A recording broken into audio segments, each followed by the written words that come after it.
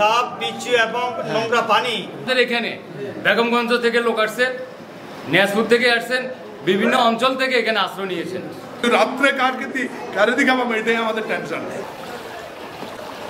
M A Rashid উচ্চ বিদ্যালয়, এখানে আশ্রয়ন কেন্দ্র খোলা হয়েছে।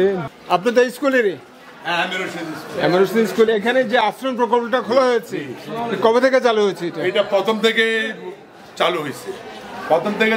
আমরা আমাদের এখানে 300 পরিবার আছে। 300 পরিবার আছে। তো আমরা একটা সংকটে পড়ছি, সেটা হলো যে আমাদের সরকারিভাবে ধরনা হিসাবে এখান থেকে ধরনা 10 বস্তা চাল দিচ্ছে। এখন পর্যন্ত আমরা নিজেরা আমাদের এলাকার লোকজন সমন্বয় করি এখনো চালাইতেছি, কিন্তু আমরা সামনের দিকে হিমশিম খেয়ে যেতে পারি। এটা মানে আপনাদের এখন আমরা আর কোনো ত্রাণ আসতেছে না। আচ্ছা, আমরা একটু দেখেন আপনি এম এ রশিদ স্কুলের বন্যা দুর্গত বন্যার্থীরা যারা রয়েছে, আপনারা এই যে আপনারা এম এ রশিদ স্কুলে যারা রয়েছে সবাই বন্যা দুর্গত এলাকার, বন্যা কবলিত এলাকার, তারা এখানে আশ্রয় নিয়েছে। আপনারা দেখতে পাচ্ছেন, কারণ সবার বাড়িতে পানি উঠে গেছে। না, একটু বলেন পানিতে কি পরিমাণ পানি উঠছে আপনার বাড়িতে? গিরা পর্যন্ত। কোথায় বাড়ি? কোথায় আপনার বাড়িটা? কোথায়? স্যার, আমার ঘরে তো হাঁটু বা কামর পর্যন্ত পানি। তো আমাদের এলাকাবাসী আমাদেরকে খুবই সহযোগিতা করতেছে। আমরা সরকারিভাবে কিছু পাই নাই।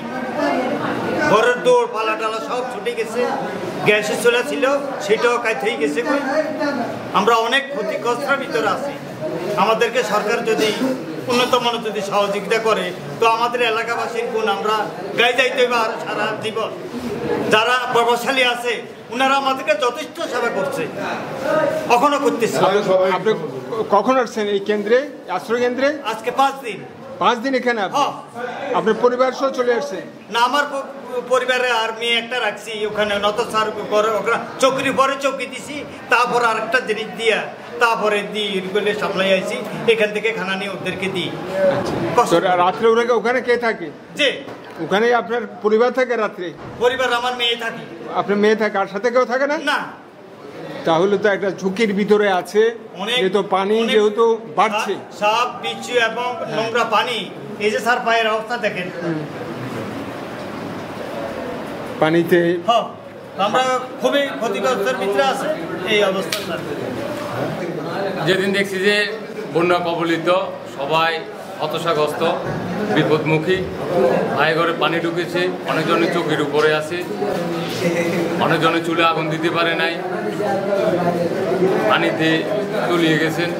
তো সবাই বিপদমুখী হওয়ার কারণে, যেহেতু আমাদের এখানে এলাকায় একটা স্কুল প্রতিষ্ঠান আমরা আলাপ আলোচনা করে এলাকা এই স্কুলটা আমরা অস্থায়ী ভিত্তিতে আশ্রয়ণ প্রকল্প করছি। আপনার পরিবার কি আসছে? না, আমরা এখানে আসা যাওয়া করি। আচ্ছা, আপনি কি এখানে আশ্রয় কেন্দ্র আছেন? আমরা সহযোগিতা আছেন। সহযোগিতা আছেন বলতে কেউ অর্থ, কেউ শারীরিক, এক একজন এক একভাবে, সবাই এলাকার স্বতঃস্ফূর্তভাবে আমরা মিলিজুলি আমরা আছি। এবং আমাদের এখানে বেগমগঞ্জ থেকে লোক আসছেন, নিয়াজপুর থেকে আসছেন, বিভিন্ন অঞ্চল থেকে এখানে আশ্রয় নিয়েছেন। এলাকার নামটা কি এটার? লক্ষ্মীনারায়ণপুর। লক্ষ্মীনারায়ণপুর এম এ রশিদের পাশে যারা আপনারা বসবাস করছেন এলাকাবাসী, তারা আপনারা সহযোগিতা করছেন, তারা সহযোগিতা করছেন। এই যে আরেকটি কক্ষ, এখানেও বন্যা দুর্গত এলাকার মানুষ আশ্রয় নিয়েছে, যে আশ্রয় প্রকল্প। আপনার কোন এলাকা থেকে আসছেন? আমি আছি নাটেশ্বর। হ্যাঁ, নাটেশ্বর। আর পরিবার আসছে? পরিবার সাথে আছেন এখানে? কবে আসছে? আমি আছি গতকাল আসছে। এই যে বন্যা যারা আক্রান্ত তাদের খাবার পরিবেশন করা হচ্ছে। রাত্রে যেন আমরা খাওয়াবো, আমরা এখানে যারা টিম আছি এলাকার, আমরা খুব কষ্টে চিন্তায় আছি যে রাত্রে এদেরকে কি খাওয়াবো। কিন্তু সকালে নাস্তা খাওয়াইছি, এখন ভাত খাওয়াইতেছি। এটা একজনে দিয়েছে নুরুল্লাহ ভাই, উনি দিয়েছে, ওনার মাধ্যমে আমরা খাওয়াইছি। কিন্তু রাত্রে কারে খাওয়াবো এটাই আমাদের টেনশন। এরা তো আসলে এরা তো অসহায়। আমি আবারও আহ্বান করছি, যারা এই ভিডিওটি দেখবেন, এই আশ্রয় কেন্দ্রটি যে মানবিক সাহায্যের আবেদন করছে আপনাদের কাছে। এখানে 300 পরিবার আশ্রয় নিয়েছে।